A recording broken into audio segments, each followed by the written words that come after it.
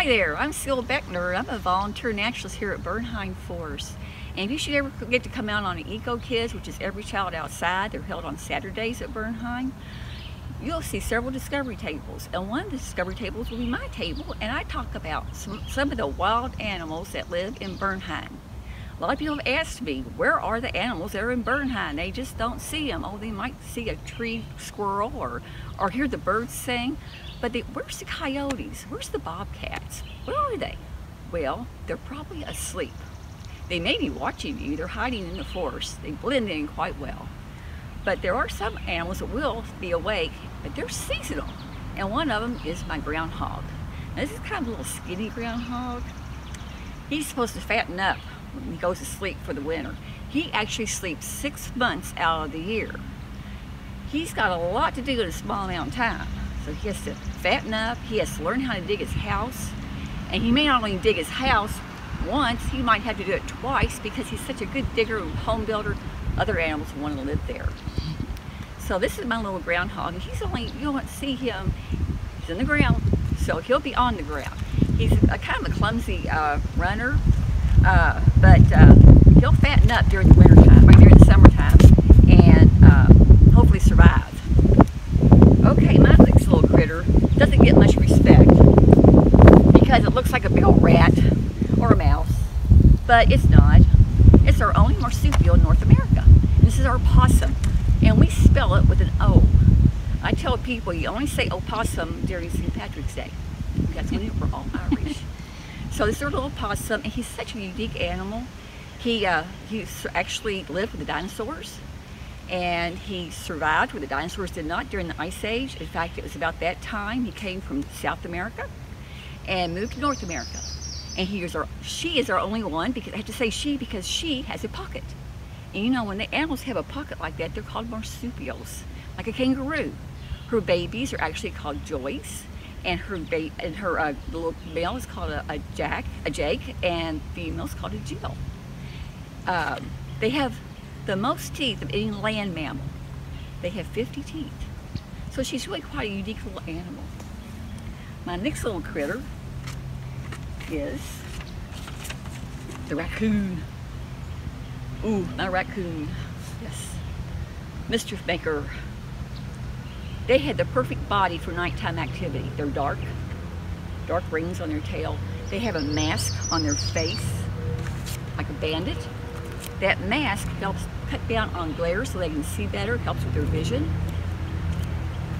And they don't actually have thumbs, but their front paws will act like fingers and will open up jars and lids and garbage cans and make a mess. Their diet is anything they want to eat. And so they can be a pest, but you know what's neat about them? They imitate other animals. They sound like a dog or a cat, or even a screech owl. They'll scream. So watch out when you're camping. Make sure you put all your food away in a secure place where they can't get to it. Okay, our next little critter is not little. He's our coyote. Now, this coyote is about normal size according to my books. But people that live here in Kentucky tell me, oh, he's too small. Well, he's probably a normal size for out west.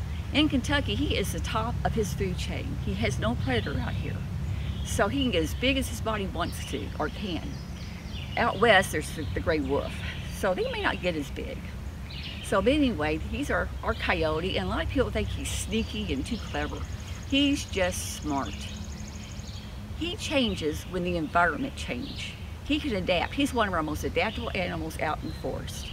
And if you should see a whole bunch of them together, that's not a pack, that's a family. They will mate for life.